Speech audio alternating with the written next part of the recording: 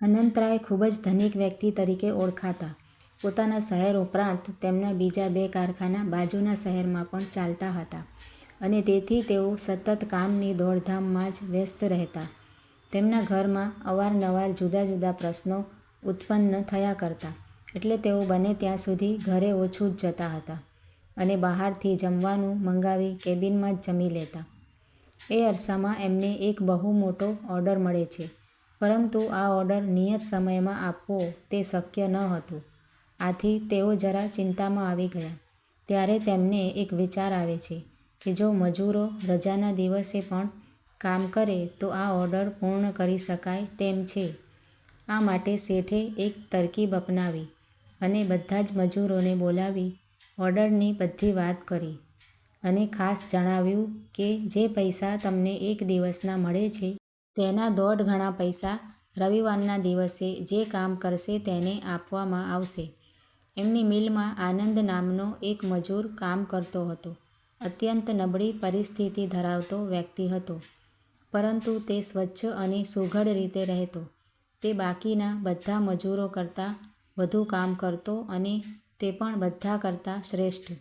મિલનો શરૂ થવાનો સમય હોય તે પહેલાં તે પહોંચી ગયો હોય અને સમય પૂરો થાય ત્યાં સુધી લગાતાર કામ કરે. અનંતરાય પણ તેના આવા સારા વર્તનથી પરિચિત હતા અને પછી શેઠને આનંદ ઉપર પૂરો ભરોસો હતો જ કે આ વ્યક્તિ કામમાં ક્યારેય ના નહીં પાડે અને કામ પૂરું પાડશે જ. બીજા જ દિવસે રવિવાર હતો.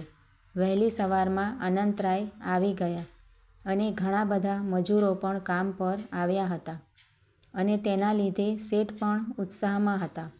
પરંતુ આનંદ ક્યાંય દેખાતો નહોતો.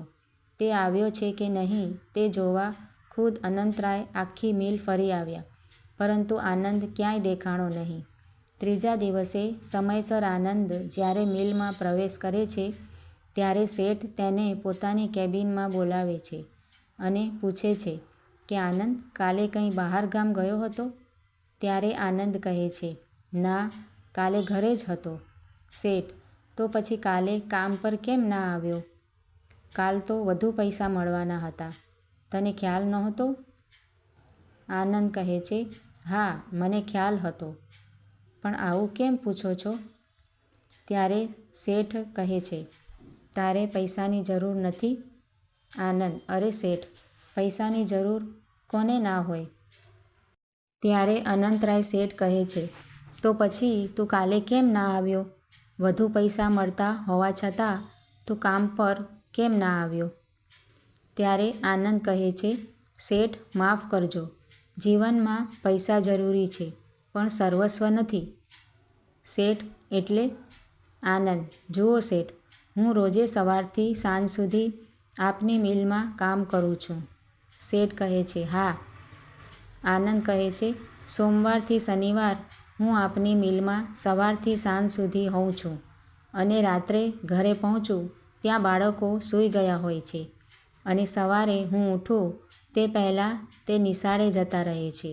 માટે આખા અઠવાડિયામાં રવિવાર જ એક દિવસ એવો આવે છે કે જ્યારે હું, મારા માતા પિતા અને બાળકો આખો દિવસ સાથે રહીએ છીએ, સાથે જમીએ છીએ. હું મારા બાળકો અને માતા પિતાને મારા હાથે પહેલો કોળિયો ખવડાવું છું. અમે બધા સાથે મળીને વાતો કરીએ છીએ. બાળકો આખા અઠવાડિયામાં જે શીખ્યા હોય એ મને કહી સંભળાવે, કાવ્યો બોલે. મારા માતા પિતા પણ ઘણી બધી વાતો કરે. હું એ શાંતિથી સાંભળું. સાંજે અમે બધા બાજુના ઉદ્યાનમાં જઈએ. ત્યાં બાળકો સાથે રમતો રમીએ. મારા બાળકોના ચહેરા પરનું એ સ્મિત અને મારા માતા પિતાના આંખમાંથી ઝરતા એ પ્રેમની આગળ એ પૈસાનું કોઈ જ મૂલ્ય નથી.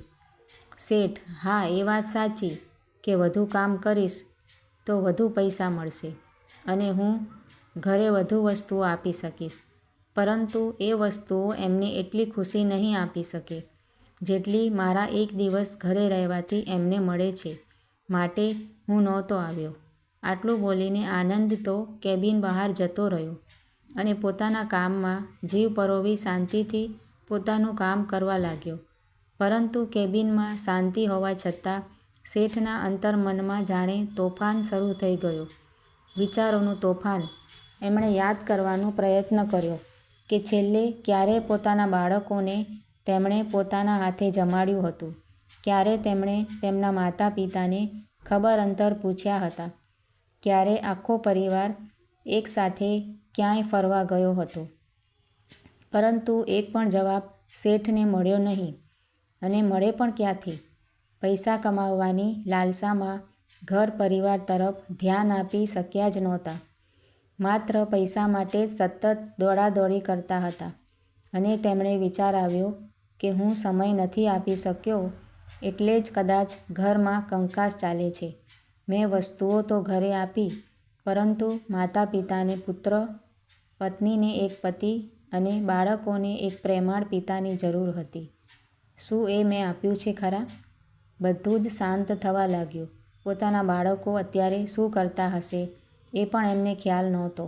એમને શું ગમે છે અને શું નથી ગમતું એની ખબર સુદ્ધા તેમને નહોતી.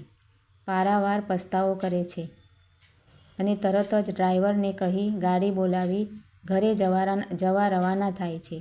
અને મનમાં જ પેલા આનંદને કહે છે, શાબાશ દોસ્ત, આજે તે મારી જિંદગીની સાચી દિશા બતાવી છે. જો આજે તે આ વાત કરી ન હોત તો મને કંઈ અંદાજો જ ન આવત.